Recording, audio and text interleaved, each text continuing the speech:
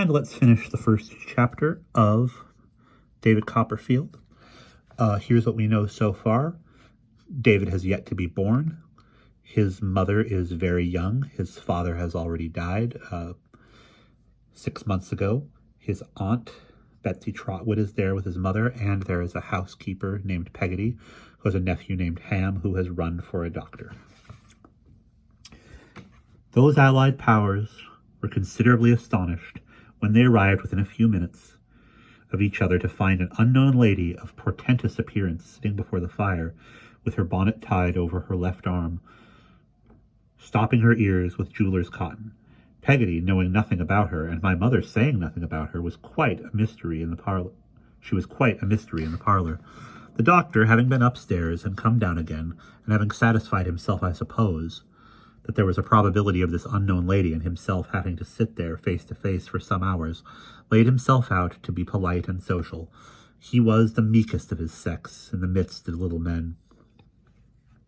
He sidled in and out of the room to take up the less space. It is nothing to say that he hadn't a word to throw at a dog. He couldn't have thrown a word at a mad dog. He might have offered him one gently, or half a one, or a fragment of one, for he spoke as slowly as he walked, but he wouldn't have been rude to him, and he couldn't have been quick with him for any earthly consideration. Mr. Chillip, looking mildly at my aunt, with his head on one side, and making her a little bow, said in allusion to the jeweler's cotton, as he softly touched his left ear, "Some local irritation, ma'am." "What?" replied my aunt, pulling the cotton out of one ear like a cork. Mr. Chillip was so alarmed by her abruptness, as he told my mother afterwards, that it was a mercy he didn't lose his presence of mind. But he repeated sweetly, "Some local irritation, ma'am." "Nonsense!" replied my aunt, and corked herself again at one blow. Mr. Chillip could do nothing after this but sit and look at her feebly, as she sat and looked at the fire, until he was called upstairs again. After some quarter of an hour's absence he returned. "Well," said my aunt, taking the cotton out of the ear nearest to him. "Well, ma'am," replied Mr. Chillip, we are progressing slowly, ma'am." "Bah!" said my aunt, with a perfect shake of the contemptuous interjection, and corked herself as before. Really, as Mr. Chillip told my mother, he was almost shocked. But he sat and looked at her notwithstanding for nearly 2 hours, as she sat looking at the fire, until he was again called out. After another absence, he again returned. "Well," said my aunt, taking out the cotton on that side again. "Well, ma'am," returned Mr. Chillip, we are progressing slowly, ma'am."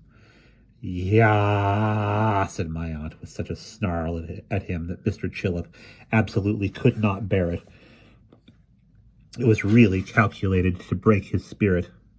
He said afterward he preferred to go and sit upon the stairs in the dark and a strong draught until he was again sent for. The mild Mr. Chillip could not possibly bear malice at such a time. If at any time, he sidled into the parlor as soon as he was at liberty, and said to my aunt in his meekest manner, "Well, ma'am, I am happy to congratulate you." "What upon?" said my aunt sharply. Mr. Chillip was fluttered again by the extreme severity of my aunt's manner, so he made her a little bow and gave her a little smile to mollify her. "Mercy on the man, what's he doing?" cried my aunt impatiently. "Can't he speak?" "Be calm, my dear ma'am," said Mr. Chillip in his softest accents. "There is no longer any occasion for uneasiness, ma'am. Be calm." It has since been considered almost a miracle that my aunt didn't shake him and shake what he had to say out of him. She only shook her own head at him, but in a way that made it quail.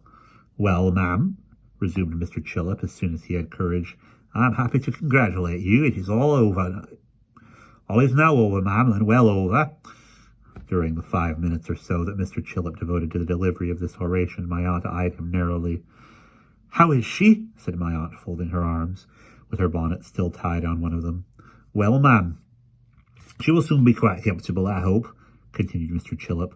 "Quite as comfortable as we can expect a young mother to be under these melancholy domestic circumstances.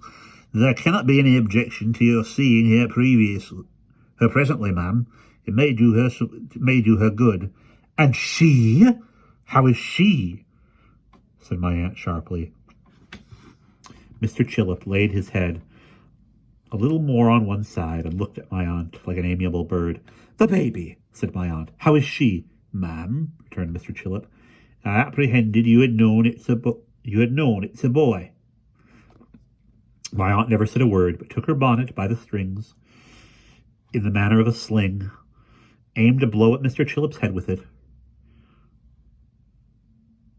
put it on bent, walked out, and never came back. And that is the end of the first chapter of David Copperfield.